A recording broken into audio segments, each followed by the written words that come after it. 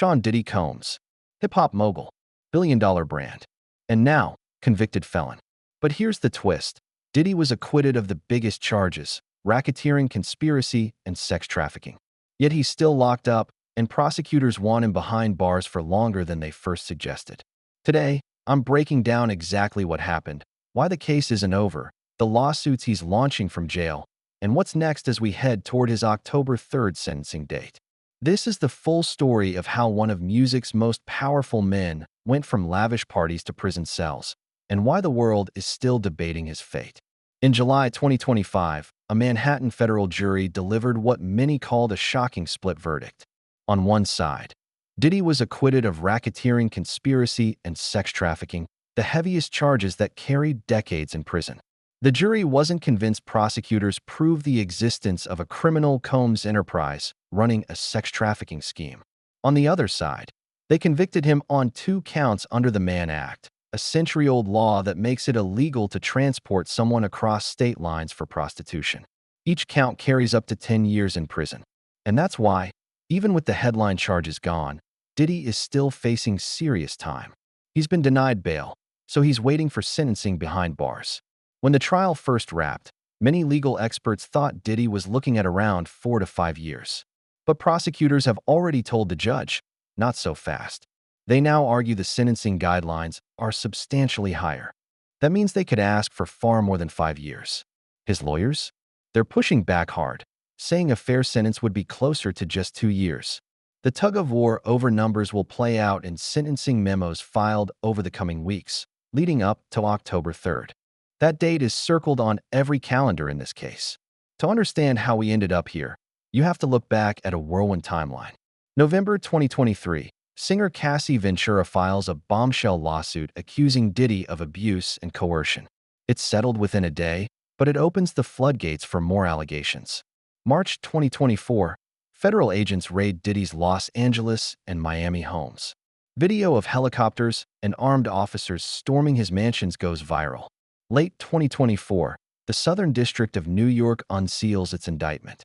Diddy is accused of leading a criminal enterprise. The charges include racketeering, sex trafficking, and Mann Act violations. Prosecutors call it the Combs enterprise, alleging drugs, coercion, and elaborate sex parties. July 2025, after weeks of testimony, the jury returns its verdict. Not guilty on RICO and trafficking, guilty on 2 Mann Act counts. The courtroom is stunned. Diddy is taken into custody, denied bail. And now, August 2025, prosecutors file motions urging the judge to deny his request for a new trial or an acquittal. The government insists the convictions are solid. The jury heard 2 very different stories. Prosecutors painted a picture of wild, drug-fueled nights, sometimes called freak-offs, with hired male sex workers, elaborate hotel setups, and women coerced into traveling across state lines. They argued this wasn't just private indulgence, it was organized, commercial, and criminal. The defense told a different story: consenting adults, no coercion, and no commercial intent. They argued the Mann Act was never meant to criminalize relationships like these. They said Diddy was guilty only of being extravagant, not of breaking federal law. In the end, the jury sided with the government on 2 specific counts, enough to lock him up. Now, why does the Mann Act matter so much? Because it's old, more than 100 years old, but still powerful. Each count can carry up to a decade in prison. That gives the judge huge discretion. Prosecutors are pushing for a heavier sentence than anyone expected. The defense is fighting for the minimum. The outcome could mean the difference between Diddy walking free in a couple years or staying locked up well into the next decade.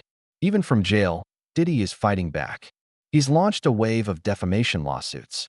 Against NBC Universal and Peacock, he's demanding $100 million, claiming their documentary Diddy, The Making of a Bad Boy, defamed him by tying him to murder and assault. He's also amended another lawsuit against News Nation's parent company Nexstar and several individuals, raising the damages claim to, you guessed it, another $100 million. This is Diddy's counter-narrative, that he's being smeared by media outlets and opportunists, and he wants the record set straight. Adding to the chaos are rumors about a possible presidential pardon. Vanity Fair reported conversations happening behind the scenes about whether Diddy could secure political help. His lead trial lawyer insists he's had nothing to do with any pardon talk. Still, the very idea shows how high stakes this case has become, reaching beyond the courtroom into the political arena. So what happens now? All eyes are on October 3rd.